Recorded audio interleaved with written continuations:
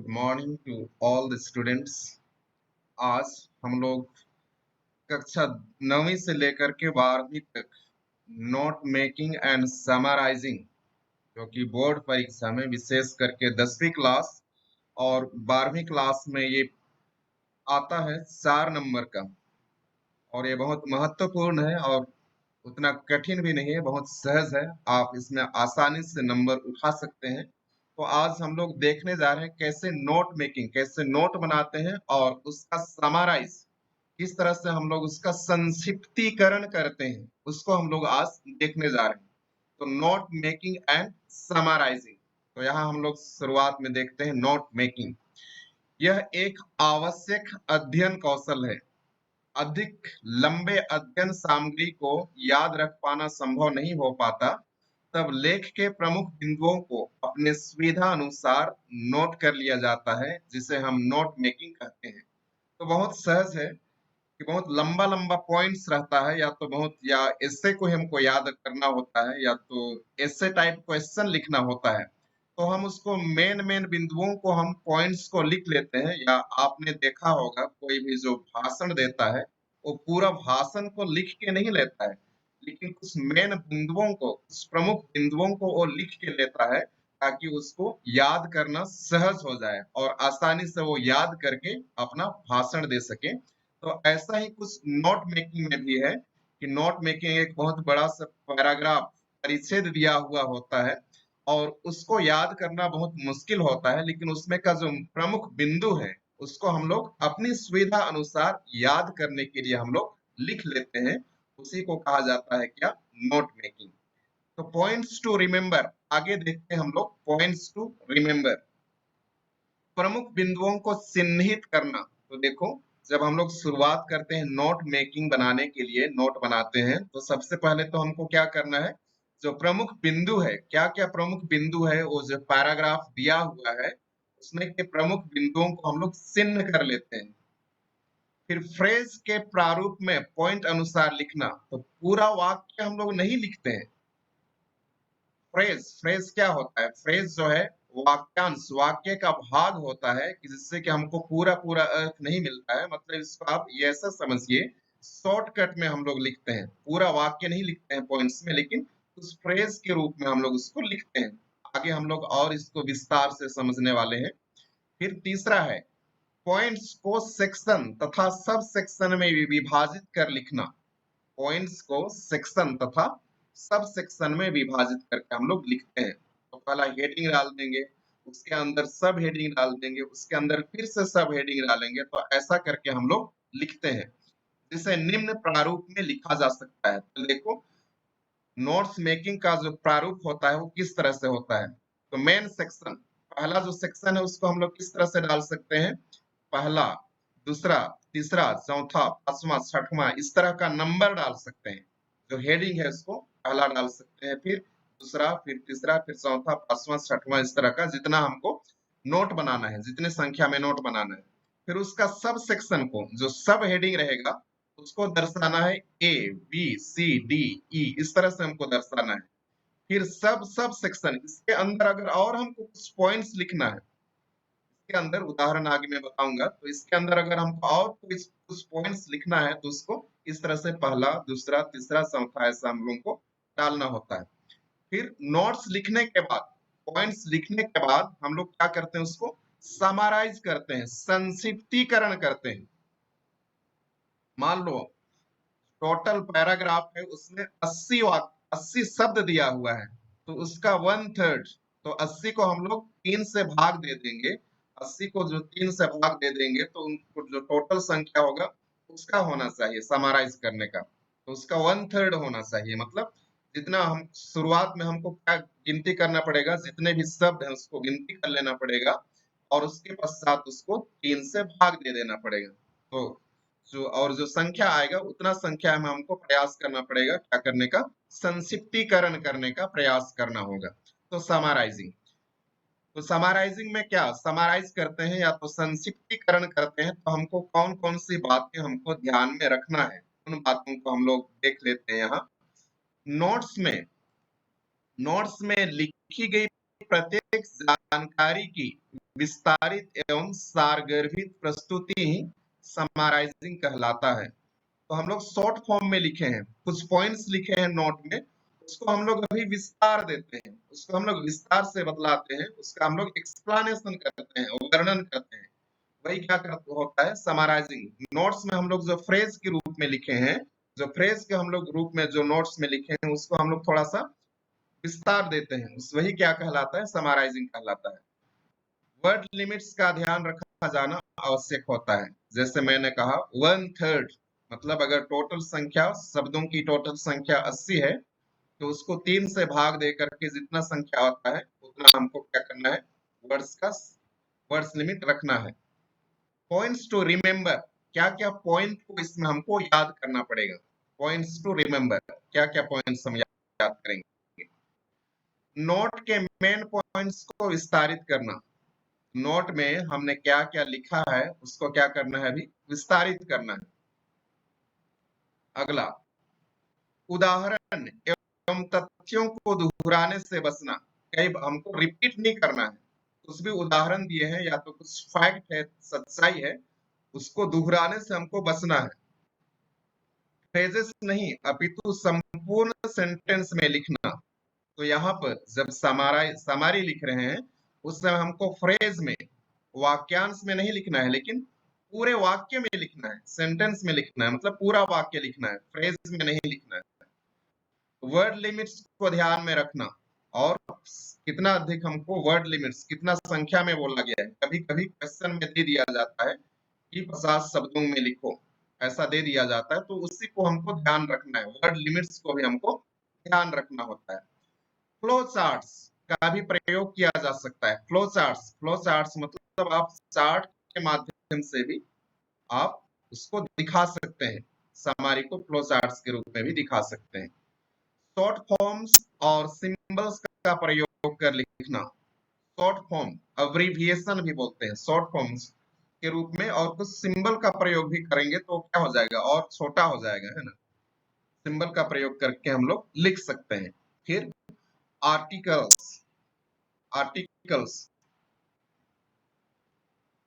Articles, prepositions, conjunction को छोड़ करके लिखना। जो भी आर्टिकल्स है, आर्टिकल्स हो गया, ए हो गया, एन हो गया, द हो गया, या तो जो प्रीपोजिशन है, अट, बिफोर, आफ्टर, ये सभी क्या है, प्रीपोजिशन है। इन सभी को छोड़ना, और कंजंक्शन जैसे कि एंड हो गया, बट हो गया, दैट हो गया, ये सभी क्या है, कंजंक्शन है, विच है, ये सबको छोड़ करके लिखना। जब हम समरी बनाते हैं या उसका संक्षिप्तीकरण कर रहे होते हैं, तो आर्टिकल्स को, प्रीपोजिशंस को और कंजंक्शंस को हमको छोड़ करके लिखना होता है, छोड़ करके लिखना होता है।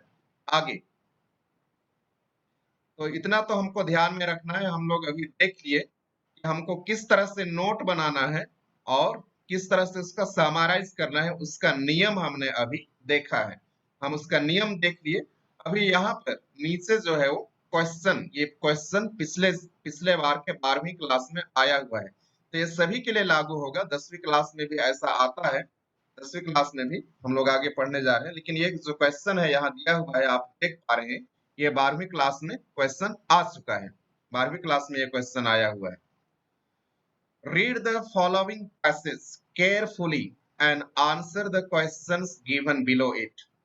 तो ये क्वेश्चन पिछले साल 12वीं के बोर्ड में अंग्रेजी में आ चुका है। तो इसको बोला जा रहा है कि ये जो पैसेज है, परिच्छेद है, इसको सावधानी से पढ़ो और जो क्वेश्चन नीचे दिया गया है उसका उत्तर दो। इसको हमको पढ़ना है। तो इस तरह के जब परिचय दिया जाता है तो उसको आपको 2-3 बार पढ़ना है। एक बार आप सरसरी निगाह से देख लीजिए, फिर दूसरी बार पढ़िए और तीसरी बार पढ़िए, और उसके पश्चात इस पैराग्राफ में जो मेन पॉइंट्स है, जैसे मैंने यहाँ अंडरलाइन किया हुआ है अलग अलग रंगों से, अलग अलग कलर से, वैसे ही आप उसको अंडरलाइन कीजिए जो मेन पॉइंट्स है जिसका आप नोट बनाना चाहते हैं। तो ये तो हम लोग पढ़ लेते हैं एक बार। On Sunday evening there was a big crowd at the Govind Devji temple. There were many women standing at the flower shop, prasad shop and other shops. Some of them were having glittering golden chains in their necks. They were also ready to go with their relatives after shopping. Suddenly, a motorcycle stopped. They asked a lady the timings of the darshan and way to the gardens. They appeared gentle and simple. Nobody apprehended that they might harm anybody. The lady was wearing a golden necklace while the engine of the motorcycle was on. Suddenly, the back-seated person bent forward towards the lady. He within no seconds snatched the necklace and fled away. The lady, when came to know about the incident, cries loudly, but the people, except shouting, could do nothing. A person gave a call to PCR van of the police. It came within a spur of the moments. The police gathered the required information. They assured to search her necklace. People were saying to the passerby ladies not to wear golden ornaments at such a crowded public place. तो ये तो हमारा क्या हो गया, passage हो गया।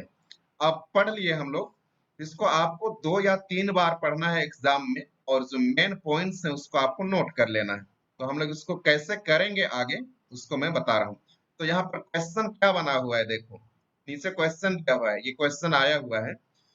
On the basis of your reading, जैसे कि आपने पढ़ा या जिस तरह से आपने पढ़ा, अब पैसेज ऊपर का पैराग्राफ को, ऊपर के परिच्छेद को, मेक नोट्स ऑन इट, तो उसके ऊपर आप नोट बनाइए, यूजिंग हेडिंग्स एंड सब हेडिंग्स। तो इसमें क्या पूछा जा रहा है, सब हेडिंग्स बनाना है और हेडिंग्स बनाना है।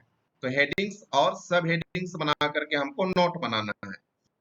यूज रिकॉग्नाइजेबल अब्रीविएशन, तो पहला तो क्या पूछा गया है, हेडिंग बनाने के लिए पूछा गया है, और दूसरा सब हेडिंग पूछा गया है। और बोल रहा है रिकॉग्नाइजेबल अब्रीविएशन। अब्रीविएशन मतलब शॉर्ट फॉर्म यूज करने के लिए बोला जा रहा है।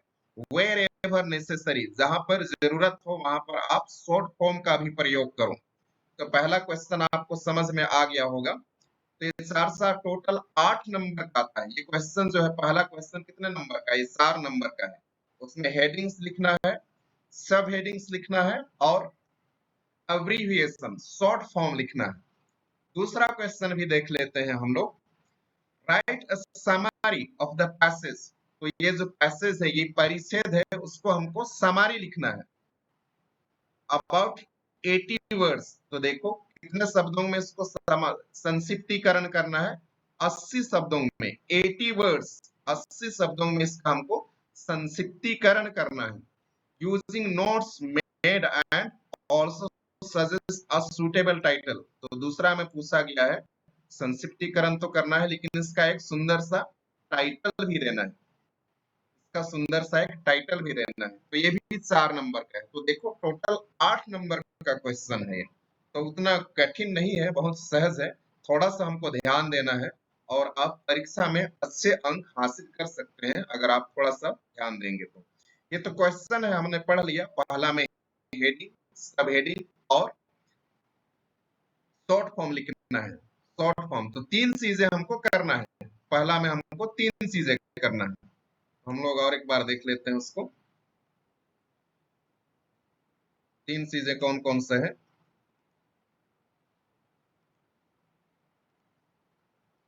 तो पहला, ये हमको पहला क्या करना है, हेडिंग्स लिखना है, ये पहला चीज है।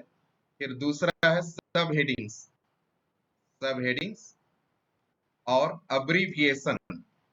ये 3 चीजें हमको पहला क्वेश्चन में करना है। पहला तो हेडिंग्स लिखना है, इसके अंदर में सब हेडिंग्स आएगा, और जहां कभी जरूरत होगा हमको शॉर्ट फॉर्म लिखना है। फिर दूसरा क्वेश्चन में हमको पूछा जा रहा है, इसका संक्षिप्तीकरण करना है, कितने, 80 शब्दों में। 80 शब्दों में इसका संक्षिप्तीकरण करना है, और इसका एक उपयुक्त टाइटल भी देना है, उपयुक्त टाइटल भी देना है। इतना कर लिए आप, तो आपको निश्चित ही कितना नंबर मिल जाएगा, 8 नंबर मिल जाएगा। तो इतना ही है। तो हम इसको अभी आगे करके देखते हैं। तो हम आगे देखो यहाँ पर फॉर्मेट ऑफ नोट मेकिंग। तो अभी नोट बनाने के लिए क्या फॉर्मेट होना चाहिए, क्या स्ट्रक्चर होना चाहिए। फॉर्मेट का अर्थ होता है स्ट्रक्चर। जैसे कि बिल्डिंग बनाते हैं, हमको सबसे पहले क्या बनाते हैं, उसके स्ट्रक्चर बनाते हैं, उसके आधार पर ही हम दीवार खड़ा करते हैं। तो इसका फॉर्मेट क्या होगा, इसको आपको याद रखना है, फॉर्मेट ऑफ नोट मेकिंग। तो सबसे पहले तो आप फॉर्मेट ऑफ नोट मेकिंग सबसे पहले क्या लिखेंगे आप, टाइटल। सबसे पहले जो है आपको टाइटल देना पड़ेगा कि ये जो पैराग्राफ है इसका क्या टाइटल होगा। तो शुरुआत में आपको टाइटल लिखना पड़ेगा, यहाँ पर टाइटल लिखना पड़ेगा। फिर देखो यहाँ पर मैं बांट दिया हूँ, पहला हेडिंग, पहला हेडिंग के अंतर्गत है ना, ये है पहला हेडिंग। और इसके अंतर्गत देखो ऐसा ही पॉइंट लिखना है। यहाँ एक था तो यहाँ अगर सब हेडिंग डाल रहे हैं तो क्या होगा, 1.1 सब हेडिंग। फिर यहाँ पर 1.2 सब हेडिंग, फिर 1.3 सब हेडिंग, फिर यहाँ और बढ़ा सकते हैं 1.4, 1.4 या 1.5। और भी अगर आप लिखना चाहते हैं तो इस तरह का आप ऐसा बढ़ा सकते हैं। तो इसमें हेडिंग, एक में हेडिंग आएगा और उसके नीचे जितना भी आप सब हेडिंग लिखना चाहेंगे इसके नीचे और सब हेडिंग भी लगा सकते हैं आप। तो उस तरह से आप लिख सकते हैं। तो ये फॉर्मेट आपको बहुत याद करना पड़ेगा। फिर दूसरा हेडिंग, दूसरा हेडिंग उसमें भी फिर आपको सब हेडिंग लिखना पड़ेगा, सब हेडिंग लिखना पड़ेगा। जैसे कि यहाँ पर दूसरा हेडिंग 2.1, क्योंकि यहाँ दो है, दूसरा हेडिंग है इसलिए 2.1 सब हेडिंग। तो दूसरा का यहाँ सब हेडिंग है। फिर दूसरा का दूसरा सब हेडिंग, दूसरा का तीसरा सब हेडिंग, दूसरा का चौथा सब हेडिंग। इस तरह से आपको बनाते जाना पड़ेगा, दूसरा का तीसरा सब हेडिंग। तो इस तरह से आपको बनाना पड़ेगा। तो हम लोग, मैं इसको बना करके दिखाऊंगा मैं। तो यहाँ पर थोड़ा सा आपको मतलब एक फॉर्मेट स्ट्रक्चर समझा रहा हूँ। फिर आगे देखो तीसरा हेडिंग, तो कितने हैं इसमें, फर्स्ट हेडिंग, सेकेंड हेडिंग और तीसरा हेडिंग। तीसरा हेडिंग आ गया तो तीसरा का देखो यहाँ 3.1 है, 3.1 सब हेडिंग, 3.1 सब हेडिंग, 3.2 सब हेडिंग, फिर 3.3 सब हेडिंग, फिर या तो 3.4 सब हेडिंग। इसमें आप और भी बढ़ा सकते हैं, मैं तो केवल उदाहरण के लिए आपको समझाने के लिए केवल 3.3 सब हेडिंग तक ही दिया। अब इसको और भी आप बढ़ा सकते हैं। तो इसमें आपको नंबर मतलब 4 नंबर तो मिलेगा ही मिलेगा, इसका हेडिंग का है ना, हेडिंग का मिलेगा और सब हेडिंग का इसमें आपको 4 नंबर मिल जाएगा। तो यहाँ थर्ड, उसके बाद में की टू अब्रीविएशन शॉर्ट फॉर्म। तो पहला क्वेश्चन जो था यहाँ पर, पहला क्वेश्चन जो था यहाँ देख लो क्या पूछा गया है, हेडिंग्स था, सब हेडिंग्स था और अब्रीविएशन था। तो हेडिंग्स और सब हेडिंग्स तो हम लोग देख लिए, हेडिंग्स और सब हेडिंग्स हम लोग देख लिए। अभी क्या देखना है हमको, अब्रीविएशन देखना है। अब्रीविएशन मतलब शॉर्ट फॉर्म, छोटा रूप, की टू अब्रीविएशन। इसमें आप इस तरह का हेडिंग डालेंगे या तो इस तरह का टेबल भी बना सकते हैं। इस तरह का टेबल आप बना लीजिए परीक्षा में भी, इस तरह का टेबल। और यहाँ की टू अब्रीविएशन, पहला अब्रीविएशन, पहला शॉर्ट फॉर्म क्या है, दूसरा शॉर्ट फॉर्म क्या है, तीसरा शॉर्ट फॉर्म क्या है, चौथा क्या है, पांचवा क्या है, यहाँ आप परीक्षा में लिख सकते हैं। फिर इसको हम आगे बढ़ते हैं। तो इतना मैं सोचता हूँ आपको समझ में आ गया होगा, इतना तक आपको समझ में आ गया होगा। तो आगे हम देखते हैं इसको, फिर अभी बनाते हैं। ये तो स्ट्रक्चर था, एक ढांचा था आपको समझाने के लिए। अब हम इसको आगे करके देखते हैं। तो यहाँ पर तो आपके जो परिच्छेद था उसी में से सबसे पहले क्या क्या पूछा गया था, टाइटल पूछा गया था, है ना। सबसे पहले क्या पूछा गया था, टाइटल पूछा गया था। तो वो टाइटल हमने यहाँ लिख दिया। ये टाइटल आपके परिच्छेद से ही दिया हुआ है, don't wear ornaments at crowdy public place. तो जहां पर बहुत अधिक भीड़ भाड़ होता है वहां ऑर्नामेंट्स,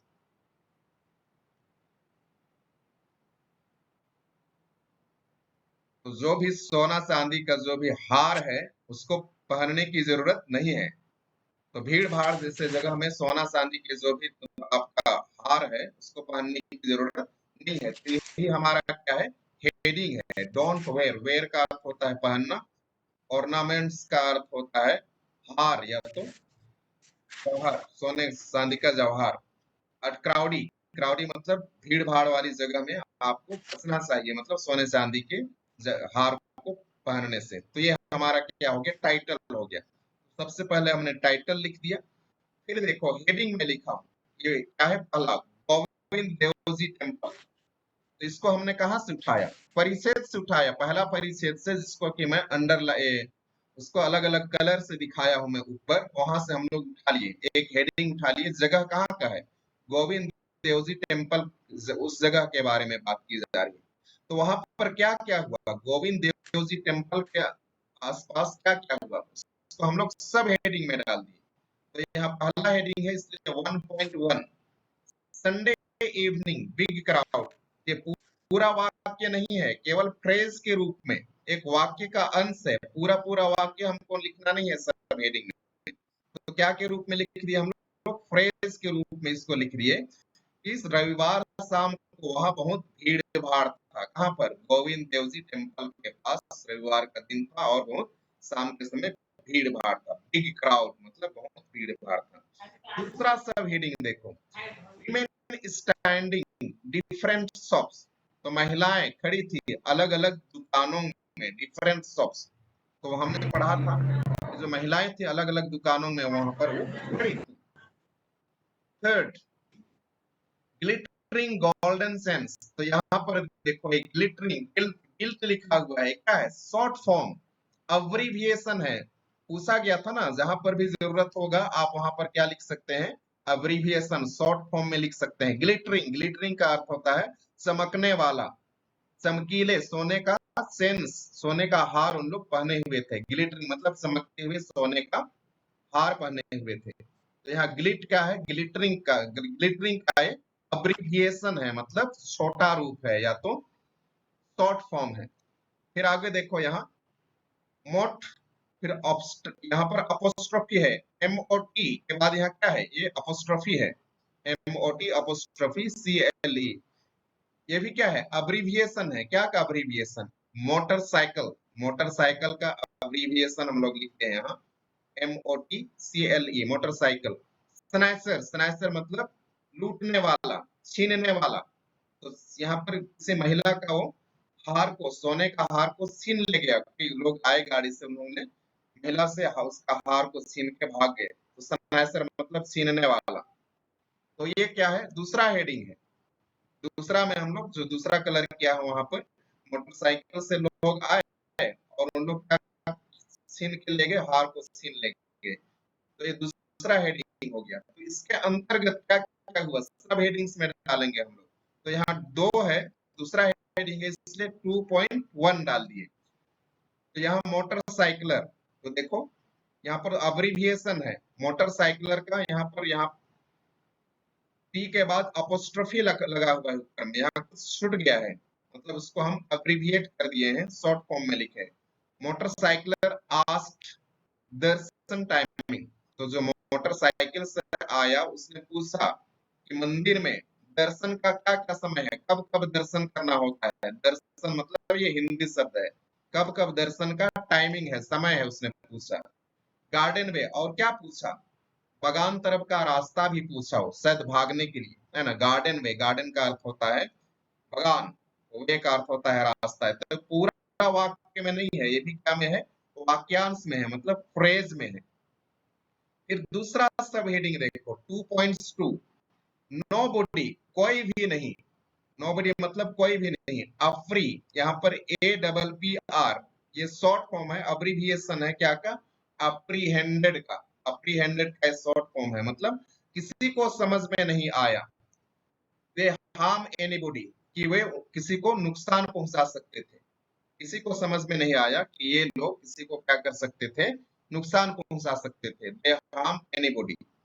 तो यहाँ पर इसको भी शॉर्ट फॉर्म में हम लोग लिख दिए, फ्रेज के रूप में लिखे। फिर तीसरा देखो, तीसरा सब हेडिंग मतलब दूसरा हेडिंग का तीसरा सब हेडिंग है 2.3 स्नैच्ड नेकलेस। उन्होंने छीन लिया। स्नैच का अर्थ होता है छीन लेना। नेकलेस यहाँ पर ये अब्रीविएशन है। नेकलेस का मतलब हार का। नेकलेस का अर्थ होता है हार। तो हार का अब्रीविएशन, नेकलेस का हार अब्रीविएशन क्या है? NCKLC, necklace. तो ये हो गया, दूसरा हेडिंग खत्म हो गया। फिर अगला देखते हैं, पीपल्स ड्यूटी, लोगों का कर्तव्य।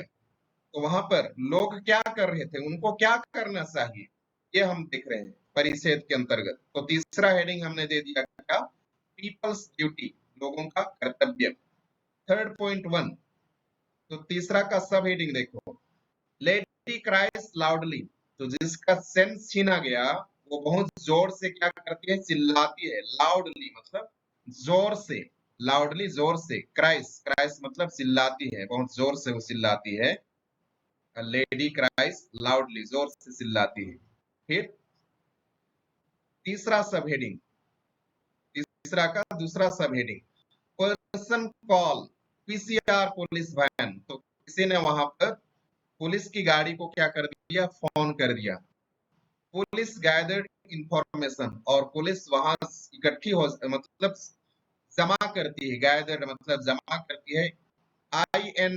INF मतलब ये क्या है? अब्रीविएशन है। क्या अब्रीविएशन है? इंफॉर्मेशन का, सूचना, हिंदी में बोलेंगे तो सूचना। फिर 3.3 सब हेडिंग्स देखो, not wear golden ornament crowdy place. तो भीड़ भाड़ वाली जगह में लोगों को सोने का हार नहीं पहनना चाहिए। भीड़ भाड़ वाले इलाके में लोगों को सोने का हार नहीं पहनना चाहिए। तो ये तो हमारा खत्म हो गया हेडिंग और सब हेडिंग। तो 3 हेडिंग था, पहला गोविंद देव जी टेम्पल, और दूसरा मोटरसाइकिल स्नैचर, और तीसरा पीपल्स ड्यूटी। तो ये 3 हेडिंग हो गया, और उसके अंतर्गत भी 3 सब हेडिंग्स दिया हुआ है। तो ऐसा ही हमको परीक्षा में लिखना है। परीक्षा में इसी तरह का हमको लिखना है। फिर देखो, की टू अब्रीविएशंस। तो यहाँ पर जो जो हम लोग अब्रीविएशन देखे थे, ऊपर में लिखे हैं, तो उसको कैसे संक्षिप्तीकरण किया जा सकता है। जैसे ग्लिटरिंग, ग्लिटरिंग का अर्थ मैंने बताया था चमकीला। तो उसका शॉर्ट फॉर्म क्या? ग्लिट। इस तरह से लिख सकते हैं ग्लिट, या तो इस तरह से भी लिख सकते हैं। उसको कितने रूप में लिख सकते हैं जिसको आसानी से लोग समझ सके, है ना? ग्लिट, या तो ग्लिट अपोस्ट्रोफी फिर जी, या तो ग्लिटरिंग इस तरह का, या जी के बाद अपोस्ट्रोफी ING, या GTR, ऐसा हम लोग संक्षिप्तीकरण कर सकते हैं। तो इसको भी आपको लिखना पड़ेगा एग्जाम में। इस तरह से आप अपने हिसाब से संक्षिप्तीकरण कर सकते हैं। तो देखो, मोटरसाइकिल, मोटरसाइकिल को हमने किस तरह से, मोटरसाइकिल को किस तरह से उसका शॉर्ट फॉर्म लिखा? मोटो, है ना? मोटो भी लिख सकते हैं, या तो मोटरसाइकिल इस तरह से, या तो 1 2 3 4 5, 5 प्रकार का, 6 प्रकार का हम लोग इसको संक्षिप्तीकरण किए हैं, शॉर्ट फॉर्म में लिखे हैं, या तो अब्रिविएशन बनाए हैं किसका? मोटरसाइकिल का। फिर आगे देखो, एप्रीहेंडेड, एप्रीहेंडेड मतलब समझना। तो ये हम लोग लिखे थे, हमारा जो ऊपर था उसमें इसको हम लोग लिखे हैं एप्रीहेंडेड। ये शॉर्ट फॉर्म था इसका, एप्रीहेंडेड का। या तो इस तरह से भी लिख सकते हैं आगे, या तो ऐसे भी लिख सकते हैं। मतलब कई तरीके हैं लिखने का एप्रीहेंडेड को भी। फिर नेकलेस, हार, हार को देखो कैसे लिखे हैं।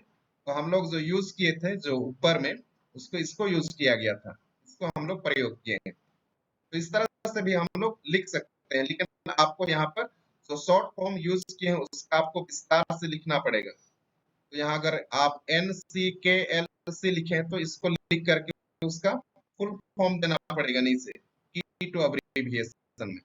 फिर इंफॉर्मेशन, इंफॉर्मेशन को INF, इसको हम लोग दिए हैं। तो ये शॉर्ट फॉर्म है। पूरा लिखने की जरूरत नहीं है, जिसको आपको समझ में आ रहा है। तो ये तो मैं उदाहरण के लिए, मतलब बहुत सारा आपको ऑप्शन दे दिया हूँ, इस तरह से आप शॉर्ट फॉर्म या तो अब्रीविएशन बना सकते हैं। फिर ऑर्नामेंट्स, ऑर्नामेंट्स को देखो, ORNA, इस तरह से भी हम लोग लिख सकते हैं ऑर्नामेंट्स, या तो इस तरह से लिखते हैं। तो किसी एक को आपको लिखना होगा, और यहाँ पर जो भी आप ऊपर में यहाँ पर आप जो दिए हुए हैं शॉर्ट फॉर्म, उसका नीचे मतलब फुल फॉर्म में लिखना होगा। तो ये तो पहला काम हमारा, पहला क्वेश्चन 4 नंबर का जो था वो खत्म हो गया। फिर अगला क्वेश्चन था इसका टाइटल लिखना और समराइज करना। तो टाइटल तो हम लोग लिख चुके हैं यहाँ, तो इसको दोबारा से आप वहां फिर से लिख सकते हो, don't wear ornaments at crowdy public place. तो ऑर्नामेंट्स या तो हार जो है, भीड़ भाड़ वाले इलाके में हमको हार नहीं पहनना चाहिए। तो इसको फिर से आप लिख सकते हो, जब आप संक्षिप्तीकरण करेंगे, समराइज करेंगे, तो उसको फिर से आप लिख सकते हैं। तो यहाँ हम लोग देखते हैं समराइजिंग। अब नियम है कैसे हमको समराइज करना है, उसका संक्षिप्तीकरण करना है। जैसे कि मैंने पहले बताया कि इसमें तो संख्या लिख दिया गया है, कितना लिखा गया है, 80 शब्दों में इसका संक्षिप्तीकरण करना है। अगर संख्या लिखा हुआ नहीं था तो आपको जो शुरुआत में जो पैराग्राफ दिया हुआ है, परिच्छेद दिया हुआ है, उसको आप काउंट कर लीजिए कितना शब्द है, और उसको 3 से आप भाग दे दीजिए, और जो संख्या आता है उतना ही आपका समराइज में क्या होना चाहिए, शब्द होना चाहिए। तो समराइजिंग, तो समराइजिंग फॉलोस नोट मेकिंग। तो नोट मेकिंग बनाने के बाद नोट जो जो हम लोग लिखे हैं यहाँ पर, है ना, यहाँ पर अभी इसको हमको विस्तार से लिखना है। जैसे कि गोविंद देव जी टेम्पल, तो यहाँ नोट्स लिखे हैं, संडे इवनिंग बिग क्राउड। क्या हुआ संडे इवनिंग को बिग क्राउड? तो अभी इसको हम लोग थोड़ा और, ये तो क्या क्या फ्रेज के रूप में है, इसको अभी वाक्य के रूप में थोड़ा विस्तार दे करके हम लोग लिखेंगे। उसी तरह से वीमेन स्टैंडिंग डिफरेंट शॉप्स, तो इसको भी हम लोग और आगे विस्तार करेंगे, तो उसी को कहा गया है समराइज। तो यहाँ पर देखो नोट मेकिंग, तो समराइजिंग प्लस नोट मेकिंग के बाद हम लोग नोट तो बना लिए, उसके बाद हमको अभी समराइज करना है। The purpose of note making is usually for one's own personal preference. तो ये जो पर्पस है, जो इसका मकसद है नोट मेकिंग का, उसका यही मकसद है कि हम अपना व्यक्तिगत रेफरेंस के लिए, याद करने के लिए, जो लंबा लंबा मतलब परिच्छेद होता है, उसका पॉइंट्स को याद करने के लिए हम लोग नोट बना लेते हैं। If the main points are to be reported, we present a summary. तो अगर हमको कुछ भी मेन पॉइंट्स उसमें का बताना है, तो हम लोग उसको क्या के रूप में प्रस्तुत कर सकते हैं, समरी के रूप में प्रस्तुत कर सकते हैं। It is not as severely shortened as note making. तो ये जैसे कि नोट मेकिंग में हम लोग बहुत छोटा बना दिए हैं, उस तरह से हम लोग सामारी में उतना छोटा नहीं बनाते। नोट मेकिंग में तो केवल फ्रेज के रूप में लिखे हैं, लेकिन सामारी में हम लोग उतना छोटा इसको या तो उतना संक्षिप्तीकरण नहीं करते हैं। और सामारी इज यूजुअली 1/3। तो देखो मैंने पहले बताया कि सामारी जो है वो 1/3, टोटल जो शब्द होता है उसका 1/3, मतलब जो टोटल शब्द होता है उसको काउंट करके हम लोग 3 से भाग दे देते हैं, और जो संख्या होता है वही उसका क्या होता है, निश्चित संख्या होता है। Summary is usually 1/3 the length of the original passage. तो ओरिजिनल पैसेज का ही 1/3 होता है। Summarizing is the selection and paraphrasing of all important information of the original source. This is done by analyzing the paragraphs, passage in order to formulate a plan of writing.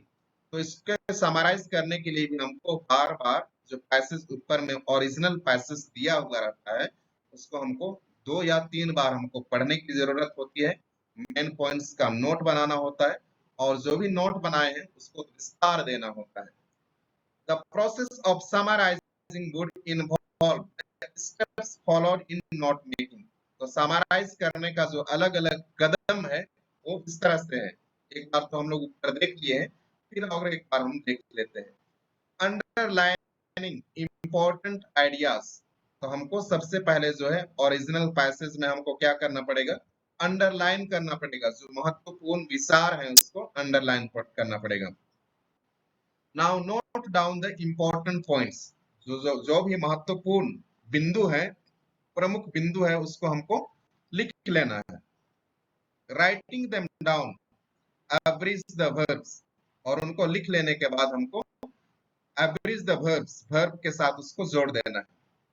Avoiding examples, explanations, repetitions, तो हमको क्या क्या हमको नहीं नहीं लिखना है summarise करने में, संक्षिप्तीकरण में। उदाहरण को हमको नहीं लिखना है, एक्सप्लेनेशन नहीं करना है, दोहरावा नहीं करना है, रिपीटेशंस मतलब दोहरावा नहीं करना है। However, instead of nominalizing the points, changing verbs into nouns, we expand the points into full sentence and link them using suitable connectors. We need to precise in our expression. The summary will contain all the main ideas of the original. तो ये जो summary हम लोग लिखने जा रहे हैं, तो जो ओरिजिनल पैसेज है उसमें का जो मूल संदेश है वो हमारा समारी में क्या होना चाहिए, आना चाहिए।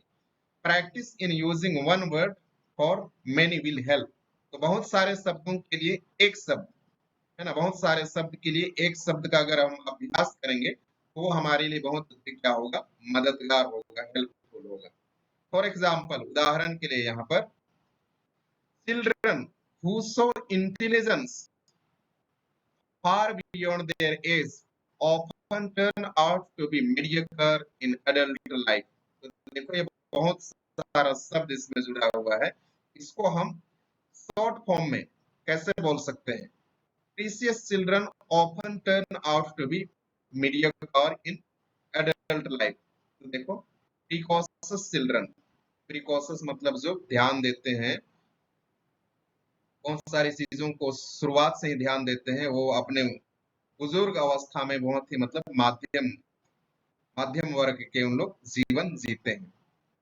तो इस तरह से ये समराइजिंग जो है वो खत्म हो गया। इस तरह से हम लोग समराइज कर सकते हैं, नोट मेकिंग बना सकते हैं।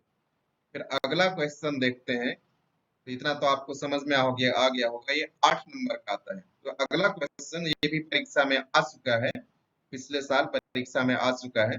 तो इसको मैं एक उदाहरण के तौर पर आपको समझा रहा हूँ।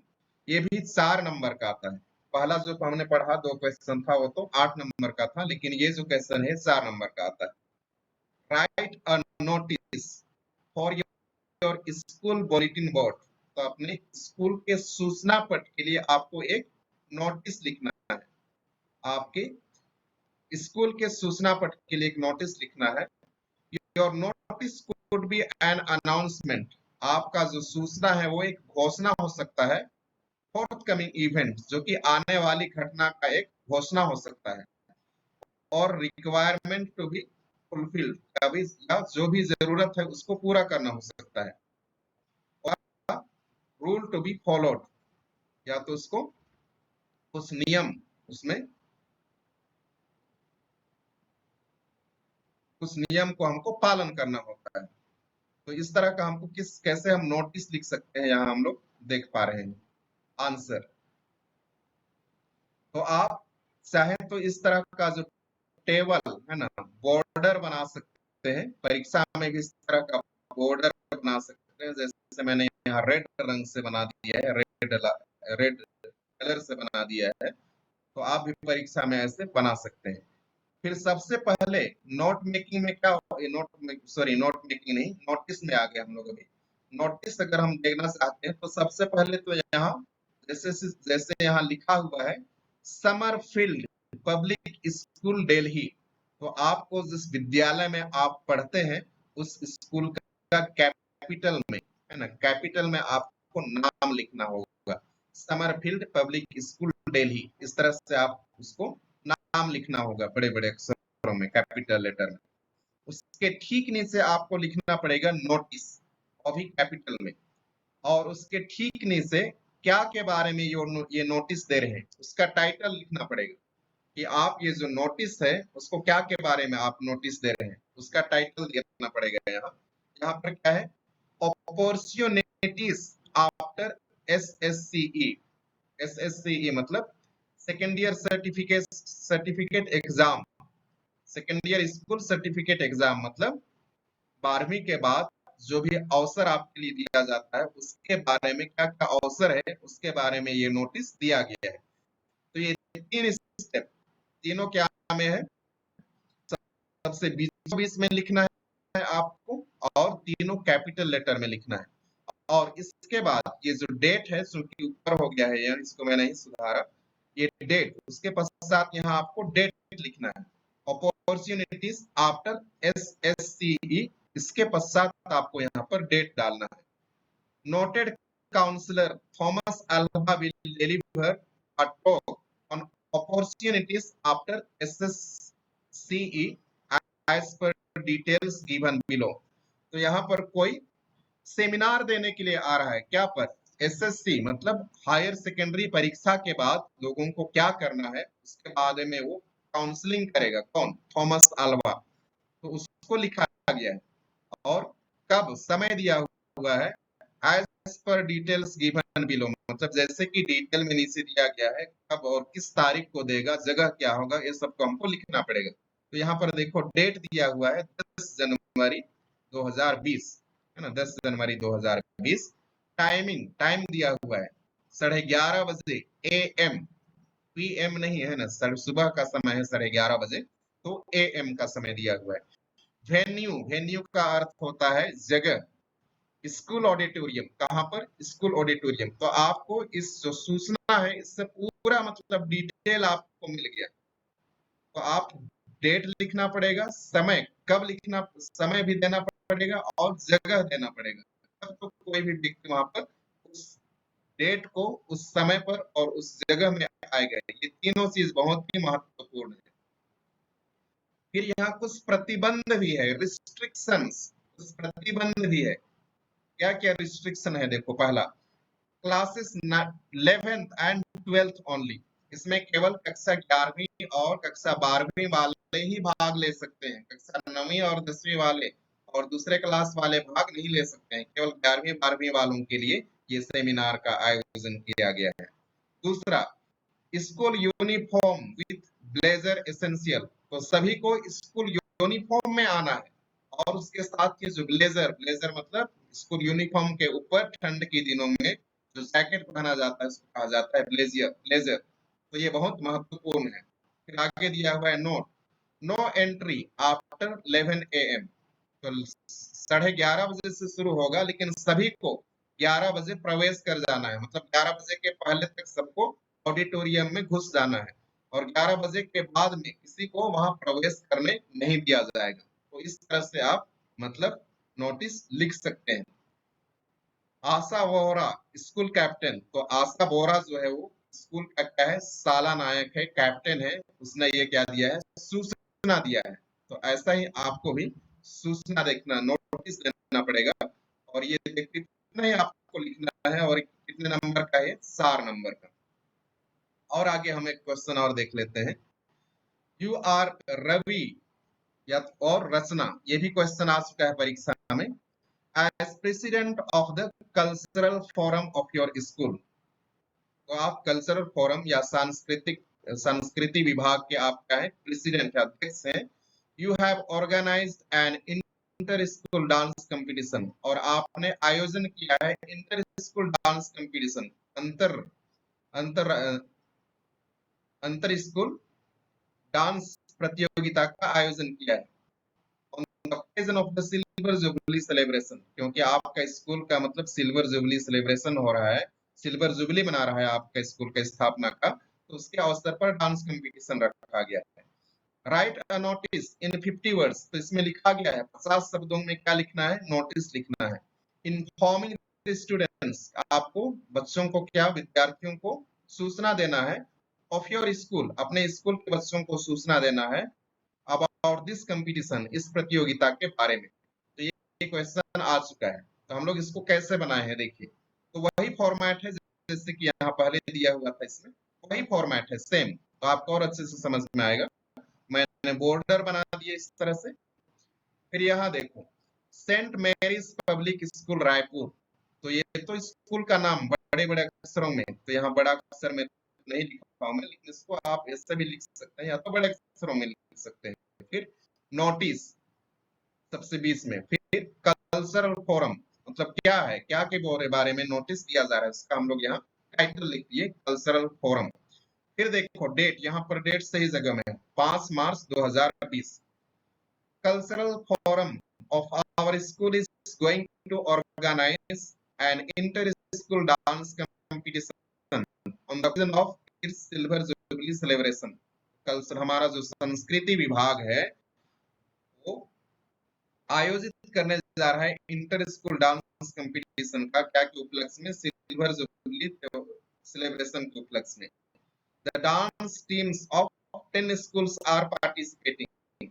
तो यहाँ स्पष्ट बताया गया है कि 10 स्कूल से जो भी प्रतिभागी हैं, नृत्य करने वाले, नाचने वाले, उन लोग भाग ले रहे हैं। पार्टिसिपेटिंग मतलब भाग ले रहे हैं। द प्रोग्राम विल स्टार्ट, देखो कार्यक्रम कब शुरुआत होगा, स्पष्ट दिया हुआ है। कार्यक्रम शुरुआत होगा 9 AM, 9 बजे सुबह शुरुआत होगा। समय दिया हुआ है ऑन मार्च, कितने तारीख को, 15 मार्च को, in the school auditorium. Venue मतलब जगह भी दिया हुआ है, स्कूल ऑडिटोरियम में शुरू होगा। एंट्री इज फ्री, किसी भी तरह का मतलब फीस शुल्क नहीं लिया जाएगा इसमें लोगों को भाग लेने के लिए।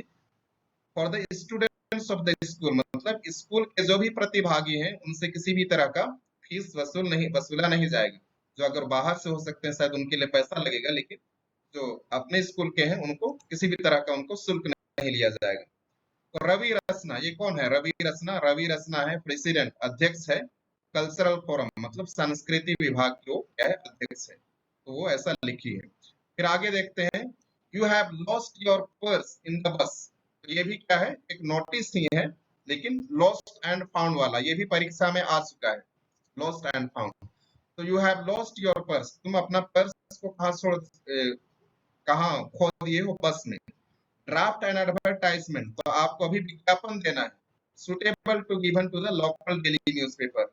विज्ञापन देना है कहाँ? समाचार पत्र में, लोकल समाचार पत्र में, इन अबाउट 50 वर्ड्स, जो कि लगभग कितने शब्दों का हो? 50 शब्दों का हो।